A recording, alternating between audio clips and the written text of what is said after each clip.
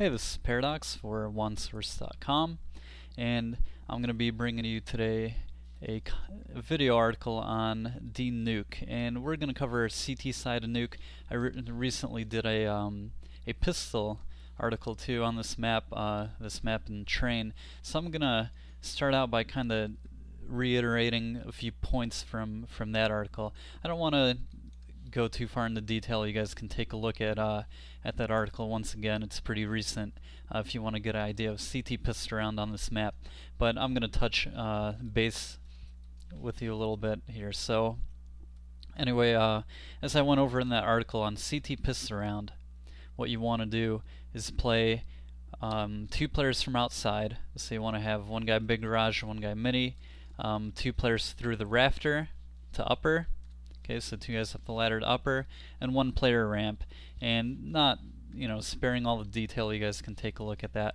Like I said, one main point from that article that I do want to really reiterate is going to be the whole idea of bomb sites and choke points on this map, and I really put a lot of detail into that in that article, and this is going to be this is going to be one of those points that's going to apply to your whole CT side.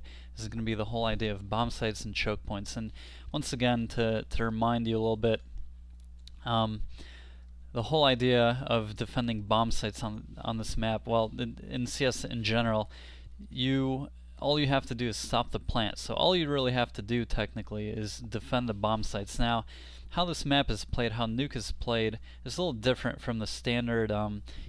Say you have a map like Inferno, where typically you'll defend the bomb sites more so than choke points. But on this map especially, you have a couple of choke points that aren't really as crucial to defending bomb sites as you would think, and a lot of teams tend to put a lot of emphasis on choke points like outside and ramp, and they forget that they don't really have to hold those choke points per se. They don't have to fight to the death there, and they could simply play in the bomb sites rather than trying to fight those choke points. And a lot of strats on this map from T side are gonna try to take control of choke points. For example, taking control of the outside and working in the split in the upper. And if you're having a lot of trouble holding these choke points, say a team has a great strat for outside control, for example, you want to be able to respond to that. You want to be able to play different setups, and that's where the variation on this map is going to come to play. With your whole different types of CT setups, and most teams get kind of one-tracked on this map, where they'll play say a player or two ramp, and they'll try to hold this ramp. They'll play a couple players upper, and they'll play the outside player as your kind of default. So you're one outside, you're two upper, and you're two ramp, and that's really all teams stick to. And from there, they wonder, hey, why are we getting beat? You may not have trouble all the time, but against a good team that has really good choke point control, that knows how to work entries in these choke points, you may have a bit of trouble. So I'm going to go through a couple different setups beside that sort of whole default, if you will. So we're going to touch base on all the different setups on CT side of Nuke. Okay. So once again, your main idea is going to be to understand the consequence of giving up a choke point. Okay, so if you are, for example, going to give up outside, you have to understand that the other team can go mini garage. They could go to these lower stairs here, basement to lower, and flank on the lower bomb site. They could also flank rafters. So most likely what's going to happen if you do give up outside to some degree, and I'll go into a specific setup later on, but what's most likely going to happen is that you're going to be able to kind of spot the push to under ladder, and spot the push to basement, but your mini garage is going to be your weak point. So that's a consequence of giving up a choke point, and that's kind of what I really want to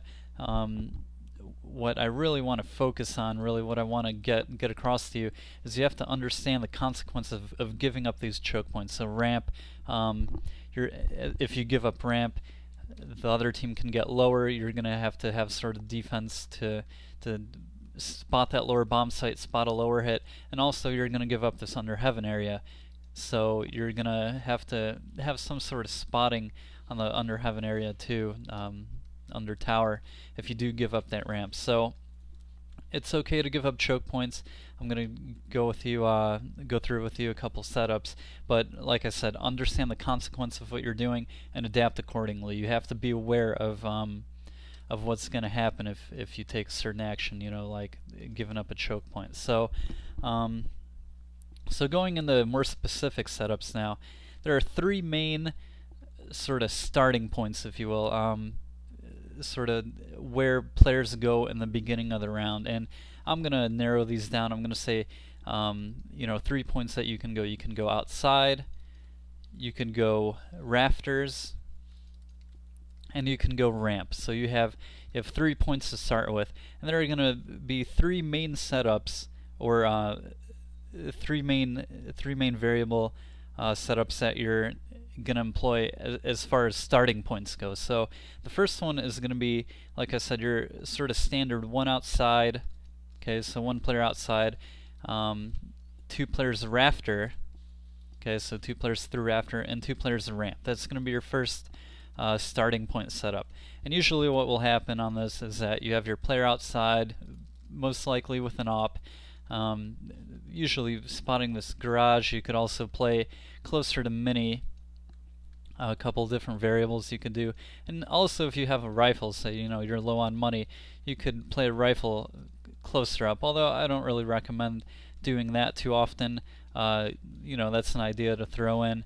Also, you can play at this pipe right here, you can play a little more passive, and you could either play a rifle or an op around here in this area. So it's a pretty good place to play as well. Over here on the left side, the main thing you're going to be focused on is a drop from yellow over to the mini. Okay, so you may want to give yourself a little bit of distance. Okay, not get picked from up top there if you're playing over on this side. All right, and some players will play behind these barrels too, which is all right as well. Main thing being is that you don't want to give up peaker advantage playing a default angle pretty much every time and rotating in and out. Okay, you want to be really mobile here too. If you get pushed off with smokes and whatnot, you do want to be able to take different angles and kind of fall back, maybe even over to spawn boxes. Of course, call your rotations accordingly. So this is going to be your one outside player on the setup. Pretty standard how he's playing.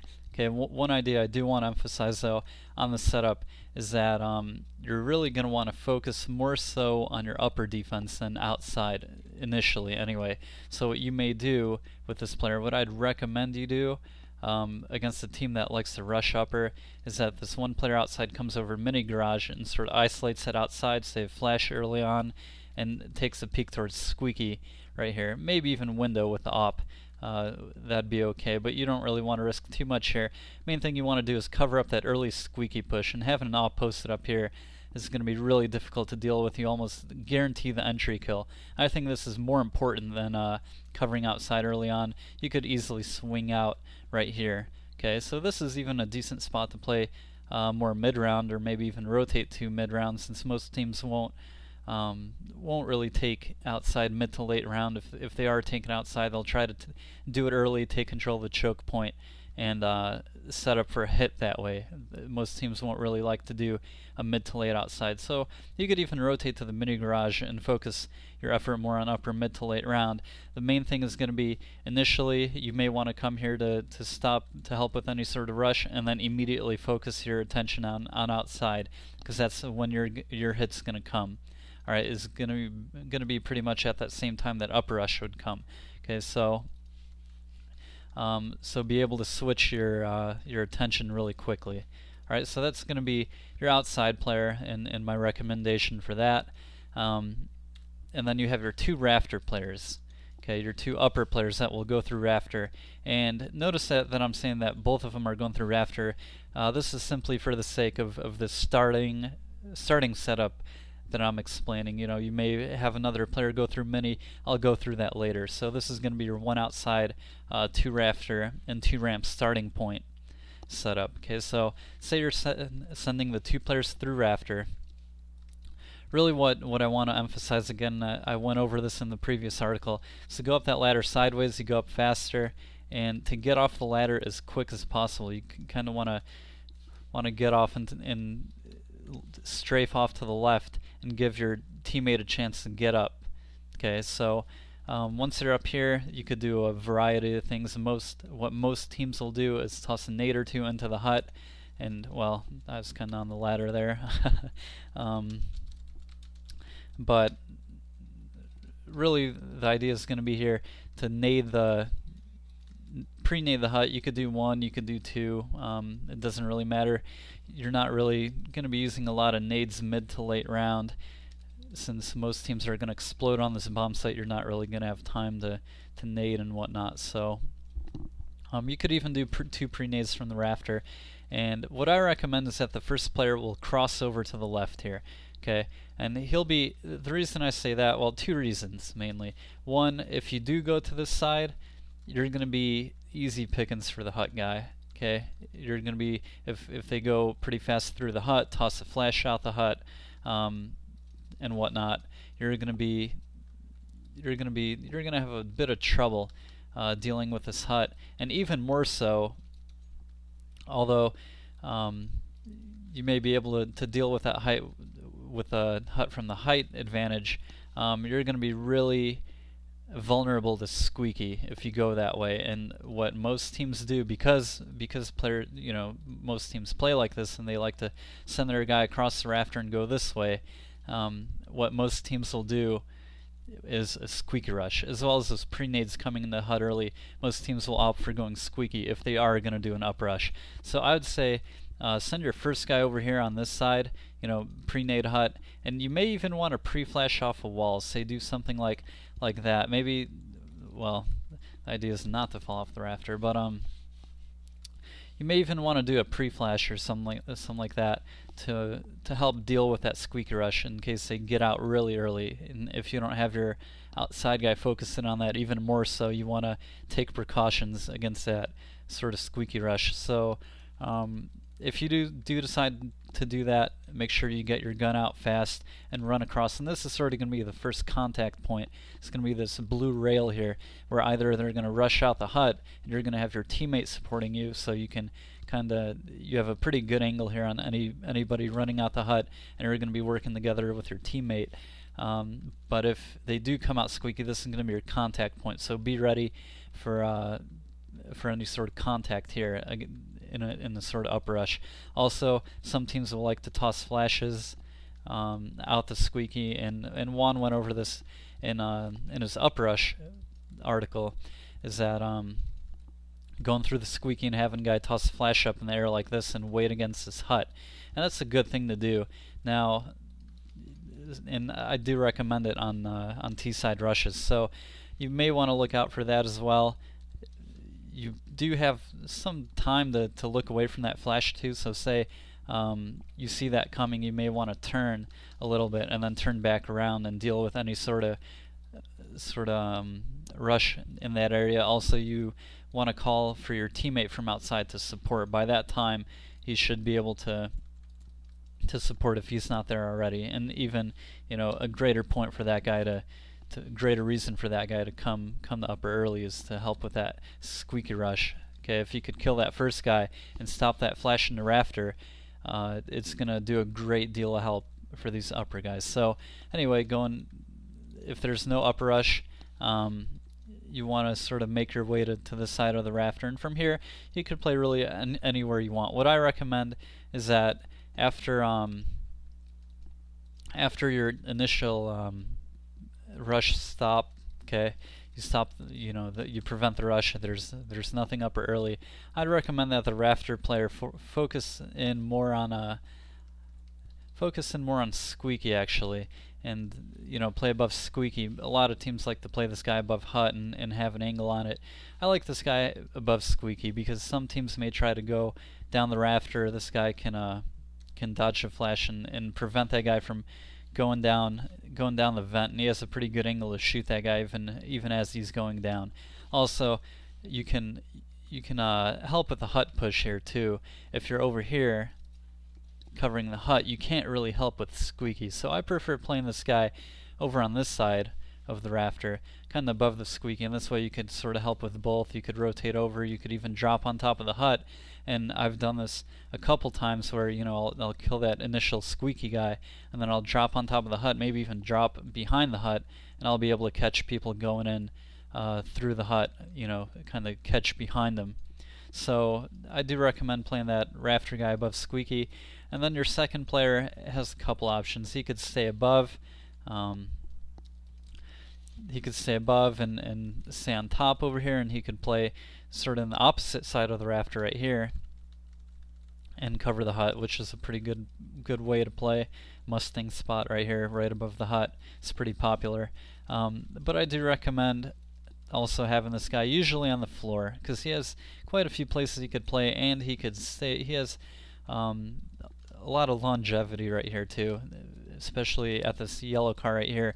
If you anticipate the uprush, what you can do is just kind of crouch behind here. You have your Squeaky guy helping out, so it's going to be difficult for players to swing out to this side to kill you from here.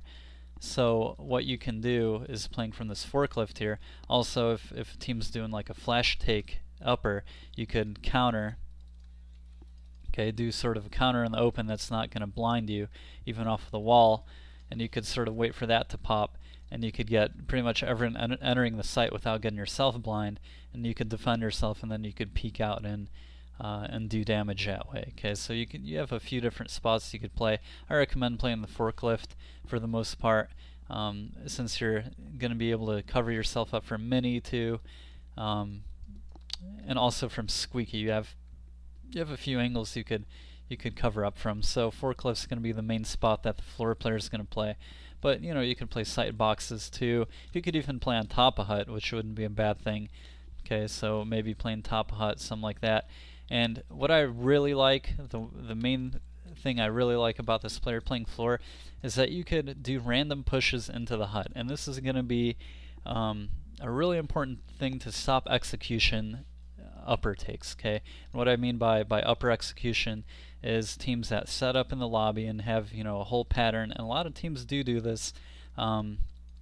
Is where, you know, say they'll have a guy on the roof and they'll have a guy hut and a couple Squeaky. Everyone has sort of their flash or nade that they toss, and they go at a certain timing. They call, all right, hey, let's go at 45, and then everyone does their nade in the pattern. And what this floor guy can do, and what I've done before playing the floor, is I've waited over here by the hut and just kind of felt out the timing. And even earlier round, I would random, you know, do maybe a flash into the hut, push in really quick, maybe take a shot or two, and exit out and stay alive. And this really messes with teams' minds. You know, they really they're afraid of that hut push, and then they'll play a little more wary. They'll pay more attention to that, and it'll even take away from their ramp hit in some way, because it's pretty difficult to hold that hut guy. There aren't really great angles to hold that guy from. If you play right here, you don't really have a good reflex shot. The guy can run across your angle. You don't really have enough time to shoot the guy. If you play up here, or down here rather, you're going to get blind really easily. If that guy does a flash, you're going to get blind pretty much every time, no matter what you do. And if you play above, you don't really have an angle to shoot the guy. So there's really no great place to play, and most of the time the ramp players over here are more focused in on the ramp, and say the ramp players are putting some pressure. These guys may have to back up here, and that hot guy may just peek out really quick and catch somebody going to ramp, or catch somebody kind of backing up from that ramp. So doing that hut push is definitely a pretty good thing to do. You could get an easy entry kill, mess with people, and also if you're good at timing their execution, or knowing when the other team's going to execute, say they have a sort of tell and that window breaks, you could just kind of stand in front of this hut and just strafe in and do a flash into the lobby, and now their whole pattern sort of breaks apart. Okay, so even if you trade a life, this is probably going to be the one place that I'd say trading, and the one instance where trading your life for another life, saying is going to be beneficial, more so for the CTs, is right here. If you stop that execution, say you kill a guy that's supposed to do a certain flash and whatnot, and you break up their take, and you kill one of these people, you've traded your life and you kind of compromise the upper defense, but at the same time you compromise the upper take. Okay, you've forced them to compromise their strat, and now that'll lead to a lot of things. A lot of teams will become confused and not really and unsure and not really know what to do, so they'll just try to blindly rush in the upper, blindly rush in the ramp, and at this point you can rotate that outside guy to help out. You could rotate maybe a secondary player from ramp, and by this time you also get that early call. Really quick rotations happen, and by this time you have 3 players in the upper site, and there's really no chance for this team to take the upper bomb site. So if you could really defend execution takes that way too. It's going to be really crucial that you learn how to do that, and learn when to disrupt the other team's execution that way. Okay, so the floor player has a big role in doing that. You don't really want to do that all the time, don't want to become too predictable, but that's definitely a tool that you do want to use, is that sort of solo selective aggressive that you don't really see most of the time. So that's one spot that you could utilize that. Besides that, the main thing with your upper defense is going to be to know when to pay attention to mini garage. Okay, and this outside guy really has to communicate that, since you're playing this sort of 1-2-2 setup. This outside player really has to communicate. If, say, he has to drop back to CT spawn, this player is going to have to communicate when outside's open, when mini garage is open. Say he comes under ladder here and just pays attention to under ladder, or he's playing from the windows, waiting for anybody to come to this lower, or playing even basement, covering up basement stairs. This player's, may even rotate to upper. He has to let the players know that mini garage is going to be open, and most of the time the rotation pattern that I recommend is going to be to have this player, or one of these players rather, either the secondary ramp guy or even this outside player. I'm going to recommend this player to go to upper and cover the hut, and what this allows is for a whole rotation in the upper bomb site, where your upper guy, say your squeaky player right here that I described, is going to be able to cover up mini. Alright, and a sort of whole rotation happens where this guy has to cover up mini and squeaky, so this hut player, since he's got help on the hut, he's going to rotate more into a position where he's going to be able to cover up squeaky, okay, and also help with mini. So say even playing playing top of hut, or say playing these boxes right here, might be a decent thing to do. Okay. Also, what I would recommend, if outside is being taken, you have to give up that outside bomb site, or choke point rather. I'd recommend that you double smoke your upper players, double smoke the mini garage. Now you see this tactic used a lot in the hut, and even double smoking squeaky, which I don't really recommend. I think it helps the other team out a little more than it does you. But you see a lot of double smokes being used at hut and whatnot. I prefer to double smoke mini, and even save those smokes for the case that they do go mini. If you know a team likes to take control of the outside and you don't really have a response for that, this is going to be the next best thing, where you're going to be able to double smoke mini over here and disrupt any attack coming from there. Okay, so you can double smoke that and really null any damage that would be done. Okay, so definitely implement that in your upper defense. Alright, so that's a pretty comprehensive rundown. That's pretty much going to be your 2-man upper, which most teams do play, and that's how you hold that bomb site. I'm going to go over the other 2 ways too, so you'll have a couple different defenses for upper. Alright, as for ramp, you're playing your 1 guy outside, your 2 upper, your 2 ramp. What I'd recommend is that you could do 1 of 2 things here, and since you're playing 2 players ramp, most of the time you're going to fight this and you're going to try to control this choke point. Okay, and that's the whole idea behind playing this 1-2-2 setup, and behind playing 2 players ramp is going to be to control the choke point.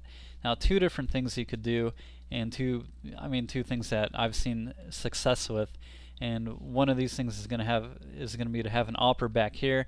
And this is a really difficult spot to pick off and spot to deal with, is having this upper back here, because he has so many angles he can play. I mean, he can play on top of the box, kind of like this, and he could play behind the box where you could only really see his head. He could play over to to the left angle, and he has a lot of different angles he could play. He could also play like this. This is one of my favorite spots right here, picking people coming across. And with a rifle and an op, you're pretty safe here, spotting people crossing kind of on this rail and peeking over the box. You could even play closer on the ramp. You could even play close up. With an op, I've seen that done. I don't really recommend it too much, but the whole point being the opper behind that box, it's going to be really difficult, even for a really good player, even for a really good picker, you know, who's got a strafe technique down and his peek down. It's going to be really difficult for this guy to anticipate where that opper is going to be, because he could be at so many different angles and so many different levels, and he could be, you know, the guy's head right behind the box, or maybe he's on top of the box, maybe he's on top of this box, maybe he's over to the angle, and you know, there's just so many spots to clear. It's going to be difficult even for a superior opper to pick this guy off back in the ramp. So this is a really good thing to do. Now, you're really, by playing the setup, you're going to be susceptible to two things, and that's going to be one, ramp rush, and two is going to be takes with a smoke. Okay, so like smoke ramp takes, you're going to be really susceptible to, and you're going to be weak to. So the way to deal with that, well, the easiest way to deal with that is the first player in the ramp, you know, take maybe a second and pre-flash your ramp, sort of like that. The main thing being is that you want that flash to land behind the wall, so it doesn't really blind your guys in the ramp. Okay, and this could be either player.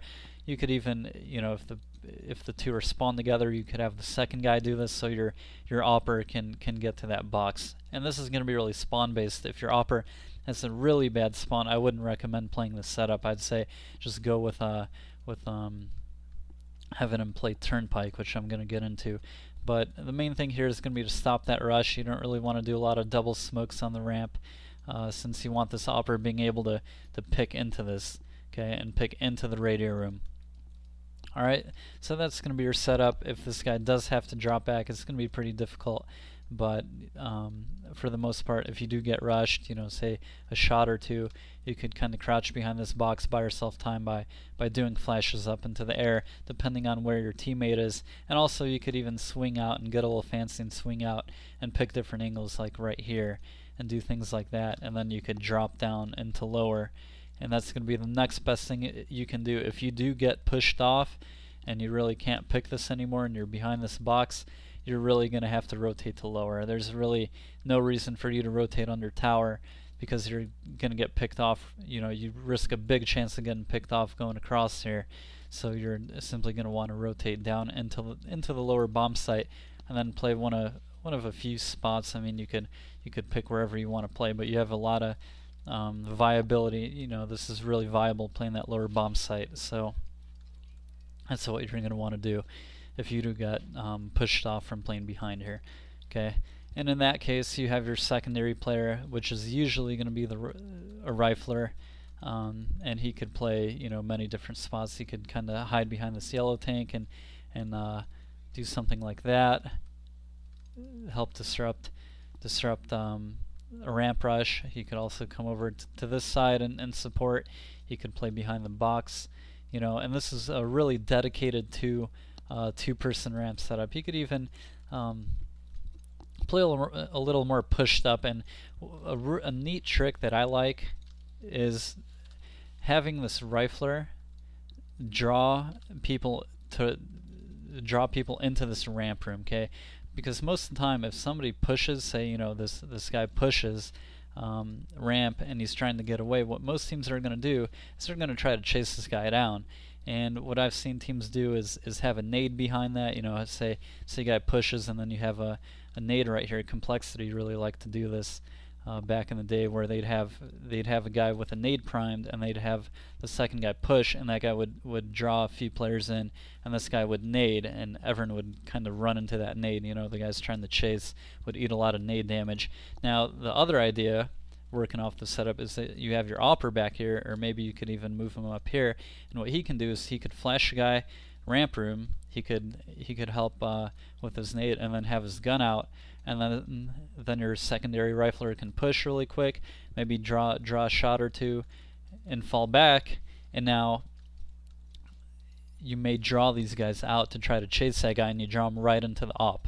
So that may be a neat little trick that you may want to try. Okay, is getting that rifler pushed up and drawing him into the opper. Okay, what I'd mostly recommend is that your rifler is in a spot to rotate, though. Okay, so you may want to play him turnpike. You may even want to play him over here.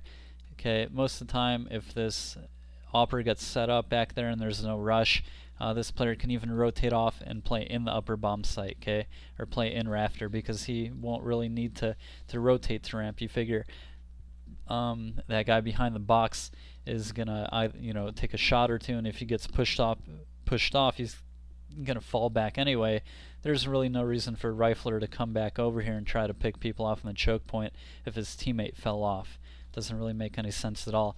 So what most of the time you're gonna do is play once that opper's set up. You can rotate over under tower, and you could play in heaven, okay, and support here. You could even support outside and play more of a rotator role, even though you're playing the 2-ramp setup. This way you could rotate into that sort of setup with the rotator. Okay. The other ramp setup you're going to have is going to be with the opper turnpike, and with this, really, I mean, this is going to be kind of target practice for this opper. You could do this either way. You could have the rifler play kind of close and do whatever he wants and spot.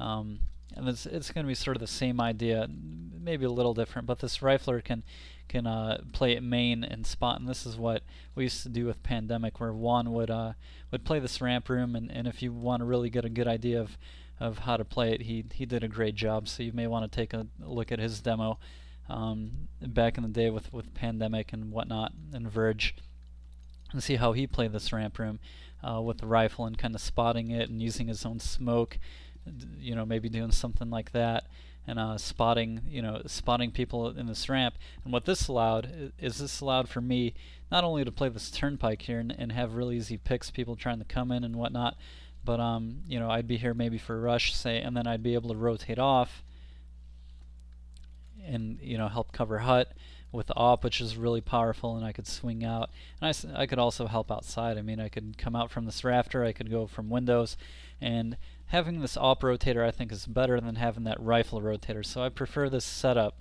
for the sake of that alone, is having this op rotator and having this op turnpike. So I prefer the setup at ramp. If you are playing the sort of 2-ramp setup with the rifler in the ramp and you're trying to control it, I prefer to have the opper here at turnpike and play more of a rotator role, because you could, as this happens, and I was kind of explaining the whole ramp deal where you have your opper and he's going to rotate off and he's going to fall back. With a rifler here, he has a lot more mobility, a lot more options, so he could kind of stay here, maybe pick, say he's getting rushed, he could nade, he could be really mobile, come down on this ramp and maybe even pick people coming over here, flash and reaggress, maybe up high like that and reaggress. So you could actually fall back with this guy, and he could reaggress. He has a lot more mobility, and what this allows is for this opper, say he's playing rafter and there's a ramp push called, this guy can rotate over and have his teammate help him out, and you guys can actually retake control of this ramp room. This guy can pick turnpike and pick people running in different angles and whatnot, and you could actually shut down this ramp room by drawing them into it and then sort of reaggressing it. Alright, and that's going to be a really good median between playing passive and playing aggressive. Is sort of going to be spotting it out, maybe getting an entry or something like that, entry or two, and then being able to reaggress. And that's a big advantage that you gain by playing this setup, is reaggressing that ramp. It's a really good thing to do. It's not really a secondary thing where, we gave up ramp and we lost it and now we have to reaggress. This is actually going to be a favorable setup for you, so you may want to get that pick and reaggress it, and you're going to be at the advantage doing so, okay, especially with the opera over here. So two main ramp setups that you're going to have, and these are going to be sort of universal between every setup that you have, okay, for the most part. Alright, so you have your ramp defense, your upper defense, your outside defense, and that covers the whole 1 outside, 2 rafter, 2 ramp setup. Now, You're going to have two other ones that I'm briefly going to cover, and one of them is going to be 2 outside, 2 rafter, and 1 ramp. Okay, so what typically will happen on 2 outside, it's sort of the same idea as pistol round, where you'll have a guy garage closer to here, or in the warehouse rather, and then you're going to have one player come mini. Alright, and you could even have both players come mini too. You could have one guy run in, and you could have the opper, you know, you could sort of double up on the mini, and you could have the opper here, and this would even create a 4 upper defense, you know. And talking about stopping up rushes, I mean, if you can't stop it with 4 players, with a player coming through mini, with an opper opping squeaky door, and with 2 players rafter, if you can't stop the upper rush, I mean, God bless the other team, because they probably have the best upper hit I've ever seen in my life. Or you guys are really just missing shots, and that's going to be, you know, I mean, there's no real antidote for that strategically. But I mean, you know, if you really have trouble stopping up rushes, this is going to be your stopper. This is going to be your fix. This is going to be playing this 2 outside, and you're going to play one guy through mini. I mean, he could come over to this side and play with the rifle sort of on this side, or you could even run in, say, you know, if you get a bunny hop in or something, and you get in here really fast, that'll be an option too. And then you have your opper, like I said, playing sort of the same idea, opping the squeaky door. Okay. So this is going to be your 2 outside guys. That's if you really want to focus in on the upper. If not, you could simply play 1 mini and then play the other guy outside. Pretty standard how he would play, usually with an op sort of. I explained that already, so I'm not going to do that twice. Okay. So yeah, you have your 2 outside guys. 2 different ways you could do that. You could even do an outside push. You know, say you get your rifler pushed up, or even have your opper pushed up. You know, say your opper takes an entry pick, toss the flash early, catch somebody out here and really disrupt their outside push. Or you could have your rifler push under your opper. You could really isolate this outside and make them afraid of taking it. And this is a great thing to do, just kind of make teams second guess from rushing outside. Alright, so you could do an outside push too. It's pretty viable thing to do. You don't want to get carried away with it, but again, adapt to sort of how the other team plays. You know, if they really like outside and you want to stop that outside push, and you want to disrupt that, you know, you can try to push them and try to disrupt them that way. Okay, so you have your 2 outside players, you're going to have your 2 rafter players, and they're going to come up sort of the same way. Now, since I would recommend that they come up exactly the same way that I proposed previously, and that being that the first guy crosses over here and the second guy, you know, maybe stays up in the rafter for a second, and then he can drop down. I'd recommend this second guy would stay up in the rafter, and the reason being is that you're going to be playing 1 guy ramp. Okay, so you have your 2 outside, your 2 rafter, and you have your 1 player ramp, and this player is going to, you know, depending on whether he's an opper, you can have an opper go over here and you know, you take a risk against a ramp rush, but you can have your opper flash in and maybe take an entry pick, and if he sees a rush, he could fall back down to lower. So, you know, that's a decent thing to do. You could also have a rifler solo. Main thing is going to be that you're not really going to have too much support, so you're not going to utilize that whole idea of retaking ramps. So most of the time what you're going to do is simply spot and drop, okay, and spot and drop and play in the lower bomb site. Now, the only thing you're going to give up at that point is under tower, and that's why I recommend having the second upper guy, you know, stay here for the time being, because you have your guy coming through here. You have, for sure, you have a player coming through mini helping the upper, and then you may even have your secondary outside player, your main outside player, helping out. So you don't really need this guy down in the site per se. All right, and later on, you also have a guy dedicated to floor, so that guy's going to be playing the floor of upper anyway, so you don't really need to drop this second guy up the rafter. You don't need to drop him down. Okay, he's going to play maybe more of a rotator role. He could come into the site more, and once ramp's given up, okay, so say say the ramp player gets pushed off, this guy's going to be responsible for covering under tower. Really important point for rotation purposes. Okay, so you figure this setup is going to be a 3 or even 4-man upper, and you're going to, for the most part, you're going to dedicate 3 players to upper.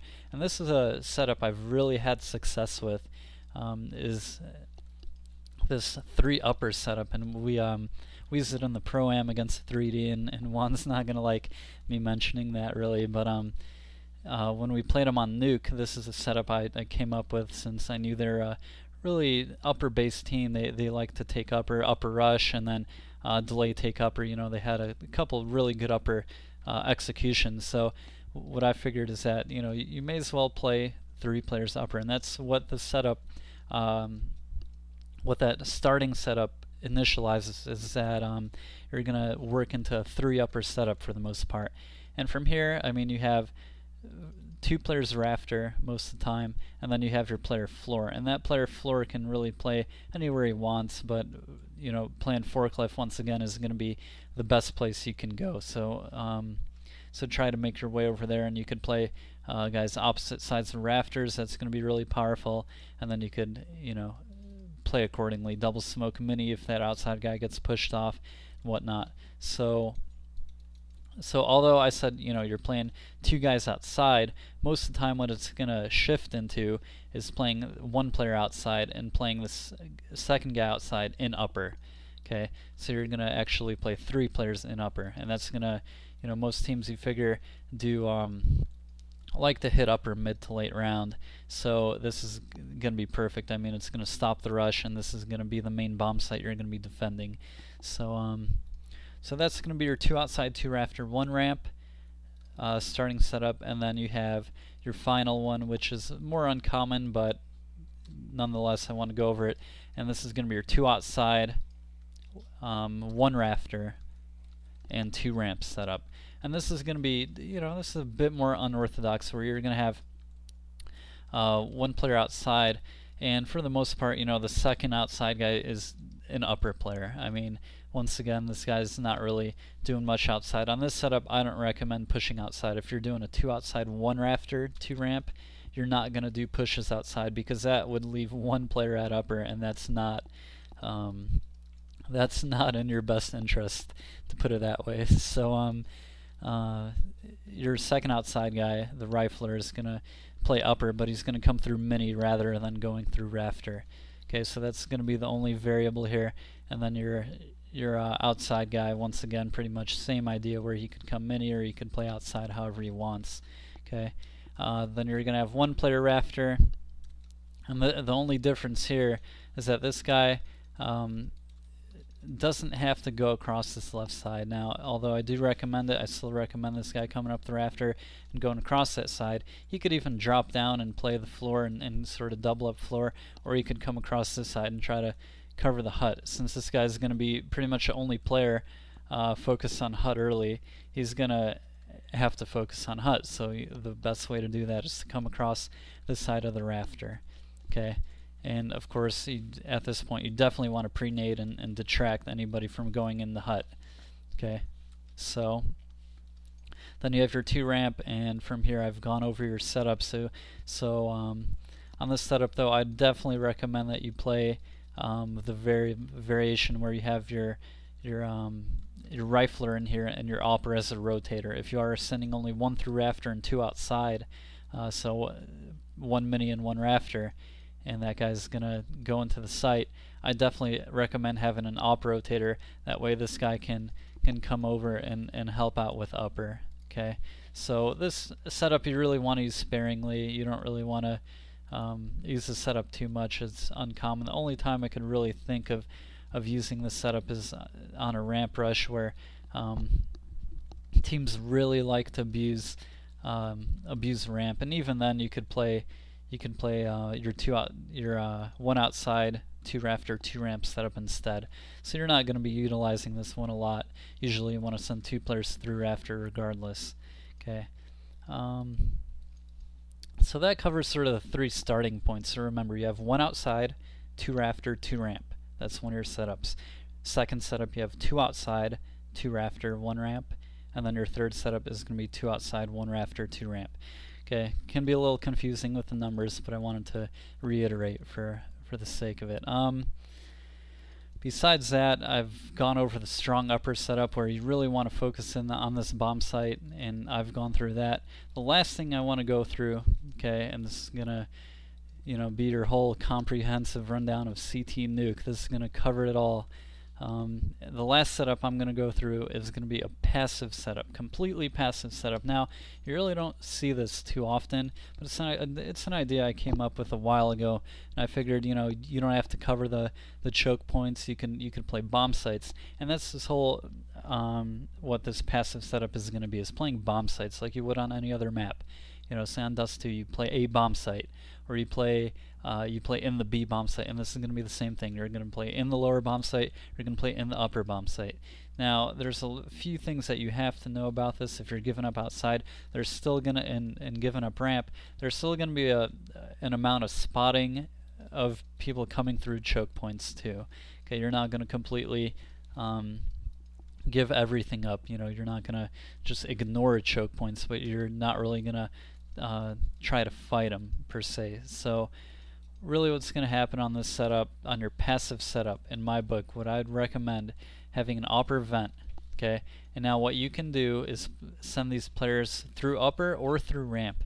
Now if you do go through ramp, you could sort of sell the illusion that you're controlling the ramp, you're playing the ramp. You could double smoke this choke point and try to delay him, and then you could come down the lower. What I recommend, eventually what you work into, however you do it, is that you have an upper in the vent. Okay, so you could have this upper down here, and this is a really difficult thing to deal with in the lower bomb site, is this upper in the vent, and he could just come out here and just work the sides and work people coming in. It's pretty difficult, and especially work people coming into the window door. So this guy can really do a lot of damage this way. So you'll have one player in the vents, you'll have one player, and I'd say rifler control side, and this guy's here to cover up the basement. Okay, so outside the basement, that's what this guy's covering up. And he's also going to be multitasking, and this is going to be your theme for this setup, is going to be multitasking. Every player is going to have to be able to sort of watch two spots and be aware of two spots at the same time. Okay, so this guy can cover this basement, and then he can if there's a lower take and there's smokes and whatnot, and this upper in the vents calling help for him, a great thing to do is to smoke yourself out over here. You could smoke yourself out on the stairs, even closer over here, and you could play this, and you could play the window door. You could turn, and you see this smoke is going to be pretty black, so it's going to be difficult for anybody to see anything down there. And this rifler with the sound cloak can just work this window all day.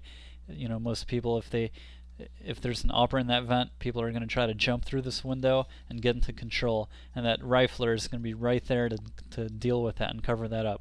So using that smoke is going to be good. I mean, at the least, be aware and have your gun ready, to fight people coming through this side. You have to sort of frag or die, and if you have to, you can back up into this corner, kind of, be aware of both sides. Most of the time, you're not going to come through a timing where there's going to be people coming through basement and there's going to be people coming ramp. Most of the time, you're really not going to deal with any sort of trouble from both sides. I'd say even 98% of the time, you're not going to have trouble from both sides. So if there's trouble on one side, focus on that side. Okay, so that's sort of the tail of the tape there. So that's going to be your second ramp player. He's going to play that control side with the rifle.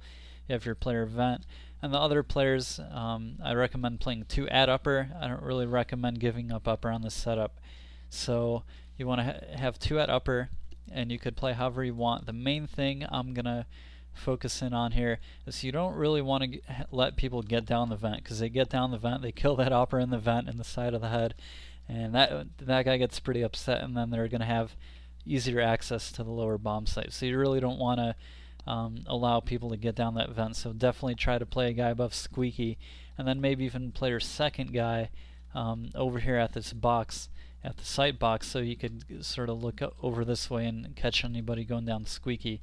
And then you have your outside player, who I recommend plays passive on the setup as well, since there's really no reason to cover up that basement. I mean, you have a guy pretty focused in on it. I'd say that this guy can even play in the upper bomb site, but most of all, he's going to be focused on under heaven. Okay, you can't really give up this under heaven. So you could even play windows, and you could play kind of a median setup where, you know, he's not playing completely passive, but he's not really risking too much by by peeking out and whatnot. So I'd say your upper play under here and sort of cover the under heaven area. All right, and try not to get picked off from outside. Really foolish, for that to happen. Thing is, upper players also focus on mini garage too, since that's probably not going to be spotted as well, and you may have your player up here playing rafter. You're definitely going to want to deal with that mini, and this is a good setup to do if the other team doesn't like to really work outside too much, and at the very least you can double smoke mini and try to deal with it that way. Okay, so this is a good setup to use against a team that really likes to take ramp control, and you're having trouble controlling ramp in the lower bomb site. This is going to be a good setup to counter that, and even counter any team that tries to control outside. So just a little thing to throw in, little idea for you to throw in once in a while. For the most part, I'd recommend sticking with the basics, but if you do want to try this passive setup, it's a pretty neat thing to try. A lot of teams may get confused, and even if you want to come up with an upper retake, say play a passive upper, you could even do that and give up upper bomb site, control lower bomb site, and have a retake on the upper bomb site, which I wouldn't say is optimal, but if you can do it, and if you could throw a team off by not allowing entry picks, and most teams, you figure, if they try to take the upper bomb site, they sort of do rely on entry picks. If they don't get an entry pick or two, they're going to have a hard time controlling this area. I mean, there's so many places you could come from. You could come from rafter, again, you could come from the vent, you could flank from the ramp, and from mini. There's really, let's see, 1, 2, 3, 4 squeaky doors. Let's say that's 6 entry points with the rafter. That's going to be a lot to cover up, and this area is easily flashed from vents, from rafter. So if you do want to come up with a sort of upper retake setup to go with that lower setup, go for it and try that out too. I'm not really going to get into it. I don't really I'm not a big fan of the upper retake. I'm not too convinced by it, but if you can make it work and you want to have that sort of trick up your sleeve, then go for it. All right, so to recap, I've gone over CT setup, CT pistol, your 3 different starting setups on this map, which are going to be crucial. Your main 2 being the 1 outside, 2 rafter, 2 ramp as your default, and then having your 2 outside, 2 rafter, 1 ramp as your sort of strong upper setup. Okay, and those are going to be your main 2, and those are starting setups that you could work into your bomb site defenses. Once again, I want to reemphasize that you do want to have that difference between choke points and bomb sites. You want to understand the difference, and you want to understand the consequences of giving up choke points and know how to respond accordingly. So that's another big point I want to recap. And once again, your whole idea of your strong upper setup and even your passive setup. Okay, so those are the main points for Nuke. And overall, I mean, you have your setups now. You have your whole map theory as well with with everything I've covered. So any other questions? I mean, post them. I don't really expect too many after this, but yeah, like I said, any sort of confusion, any questions, they help everybody out. So definitely leave your feedback, leave your comments, any ideas you may have, any tweaks on these setup.